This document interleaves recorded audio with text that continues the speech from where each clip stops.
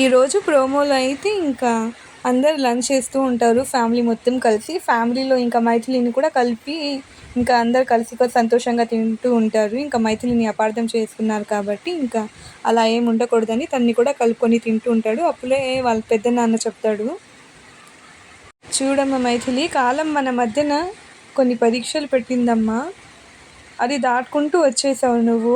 ఇంకా ఏమైనా మిగులుంటే అవి త్వరలోనే దాటుకుంటూ వచ్చేస్తావమ్మా అని చెప్తాడు. అంటే మనసులో ఇంకా మిగతా అవి తనకు తెలుసు కదా, ఇంకా సమస్యలు ఉండేది తనకి, అవన్నీ దాటుకుంటావు, కొన్ని రోజుల్లోనే అందరం కలుస్తామన్న విధంగా ఇంకా చెప్తాడు. అది విని ఇంకా అందరు సౌదామిని వాళ్ళందరూ సంతోషపడతారు, వాళ్ళ అన్నయ్య నుంచి మాటలు అవన్నీ విని. అప్పుడే ఇంకా సాకేత్ ఏం చేస్తాడంటే మైథిలి తింటున్న ప్లేట్లో నుంచి తీసుకొని ఎంగిలి తింటాడు. ఇంకా ఎంగిలి తినంగానే ఇంకా చందన వాళ్ళందరూ కోప్పడుతూ ఉంటారు. నేను అనుకుని ఇంకా దాంట్లో ఏమైనా విషయం ఏమైనా కలిపారేమో, అలా చెక్ చేయడం కోసం అలా తిన్నాడని అయితే నేను అనుకుంటున్నాను. మీరేమనుకుంటున్నారో కమెంట్ చేయండి.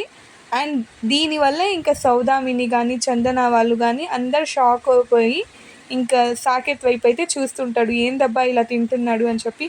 మైథిలి షాక్ అయిపోద్ది, ఏంటి బావ ఇలా నా ప్లేట్లో నుంచి తింటున్నాడని. ఎందుకు తిన్నారనుకుంటున్నారో మీరు ఒకసారి కమెంట్ చేయండి. అండ్ ప్లీజ్ ఛానల్ని సబ్స్క్రైబ్ చేసుకోండి.